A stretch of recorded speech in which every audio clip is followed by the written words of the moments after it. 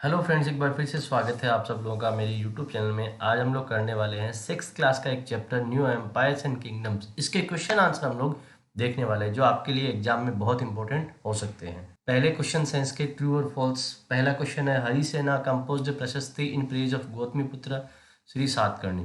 कि हरिसेना ने एक प्रशस्ति को कंपोज किया था, लिखा था, वो गौतमीपुत्र श्री सातकर्णी है उनकी प्रशंसा में लिखा था। तो ये जो क्वेश्चन है ये अपना फॉल्स हो जाएगा, क्योंकि हरिसेना जो है उसने समुद्रगुप्ता के बारे में प्रशस्ति लिखी थी, ना कि गौतमीपुत्र श्री सातकर्णी के बारे में। सेकंड क्वेश्चन है, rulers of Aryavarta brought tribute for Samudragupta. Aryavarta के जो रूलर्स थे, राजा जो लोग थे, वो समुद्रगुप्ता के लिए ट्रिब्यूट या उपहार लेके आया करते थे। ये फॉल्स है, क्योंकि ये जो समुद्रगुप्ता है उसको ट्रिब्यूट असम, कोस्टल बंगाल, नेपाल आदि जगह से मिलती थी, ना कि आर्यवर्ता से।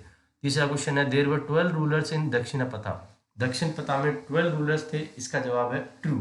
अगला क्वेश्चन है, Takshashila and Madurai were important centres under the control of Gupta rulers.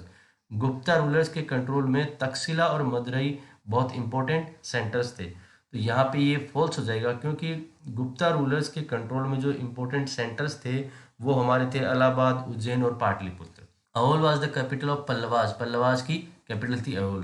तो यहाँ पे ये हो जाएगा फॉल्स, क्योंकि अहोल जो है वो चालुक्यास की कैपिटल थी, ना कि पल्लवास की। अगला क्वेश्चन है, local assemblies function for several centuries in South India. South India में लोकल असेंबलीज जो है उन्होंने कई सेंचुरीज तक काम किया। तो ये हमारा है ट्रू। अगला क्वेश्चन है, mention 3 authors who wrote about Harshvardhan. हमें 3 ऐसे ऑथर्स के नाम बताने हैं जिन्होंने हर्षवर्धन के बारे में लिखा है। तो वो ऑथर्स जिन्होंने हर्षवर्धन के बारे में लिखा है वो है बाणभट्टा, वेनसांग और रवि कीर्ति। अगला क्वेश्चन है, what changes do you find in the army at this time. इस समय पे जो आर्मी थी उसमें आपने किस प्रकार का बदलाव पाया, हम देखने वाले हैं ये पॉइंट्स। पहला पॉइंट है, permanent and well organised army was kept by the king और द रूलर। राजा के द्वारा एक परमानेंट और वेल ऑर्गेनाइज्ड आर्मी रखी जाती थी। Soldiers use different kind of weapon such as battle axes, various arrows, spikes, spears, swords, iron clubs, javelin et cetera. Soldiers लोग जो हैं उनके पास बहुत सारे वेपन हुआ करते थे, जैसे बैटल एक्स हुआ करती थी, कई तरह के एरोज हुआ करते थे, स्पाइक्स हुआ करते थे, स्पीयर्स हुआ करते थे, स्वॉर्ड्स या आयरन के क्लब हुआ करते थे, जेवलिन या भाले भी हुआ करते थे। अगला इसका पॉइंट है, elephant, chariots, cavalry were used along with foot soldiers in the royal ground. Elephants यानी हाथी, चैरियट्स रथ, कैवलरी का मतलब घुड़सवार जो है वो पैदल योद्धाओं के साथ में, सिपाहियों के साथ में हुआ करते थे जब भी मैदान में इन लोगों के युद्ध हुआ करते थे। Some military leaders samantas provide the king with troops whenever the king needed them. कुछ मिलिट्री लीडर्स हुआ करते थे जिन्हें सामंताज कहा जाता था, वो राजा को जब भी सेना की जरूरत पड़ती थी तो वो दे दिया करते थे। They received land grants instead of regular salaries. और इन लोगों को रेगुलर सैलरी नहीं मिलती थी, इनको लैंड ग्रांट्स मिलती थी। They collected revenue from the land and used it to maintain soldiers and horses and provide equipment for warfare. वो सब लोगों से रेवेन्यू इकट्ठा किया करते थे और इससे सोल्जर्स और हॉर्सेस और वारफेयर के जो इक्विपमेंट है उसको मेंटेन किया करते थे। जब भी इन सामंताज को लगता था रूलर कमजोर है तो वो इंडिपेंडेंट होने का प्रयास भी किया करते थे। हमारा लास्ट क्वेश्चन है, what were the new administrative arrangements during this period. तो जो इस समय नए एडमिनिस्ट्रेटिव अरेंजमेंट्स हैं उनके बारे में हम लोग बात करते हैं। पहला है, king adopted a number of steps to win the support of man who were powerful economically, socially or because of political and military strength.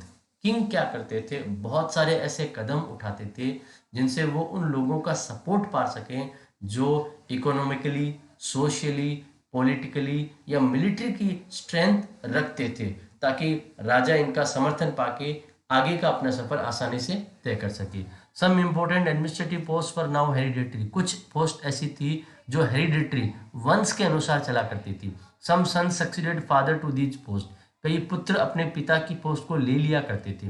For example, the poet Harisena was a mahadandanayaka or chief judicial officer like his father. जैसे कि हरिसेना जो कवि थे वो अपने पिता की तरह महादंड नायिका बन गए, जो कि एक जुडिशियल अधिकारी होता था। Sometimes one person held many offices. कई बार एक व्यक्ति कई ऑफिस का इंचार्ज हुआ करता था। जैसे कि महादंड नायक हरिसेना वाजे कुमार अमात्य। महादंड नायक हरिसेना जो है वो कुमार अमात्य भी थे। इसका मतलब होता है कि एक ऐसे मिनिस्टर जो संधि विग्रह का यानी कि वार और पीस के समय में एक बहुत इंपॉर्टेंट मिनिस्टर का रोल भी वो अदा करते थे। Beside important man probably had a से इन लोकल एडमिनिस्ट्रेशन, इसी के साथ साथ में कुछ इंपॉर्टेंट लोग हुआ करते थे, उनका लोकल एडमिनिस्ट्रेशन में बहुत अधिक प्रभाव हुआ करता था।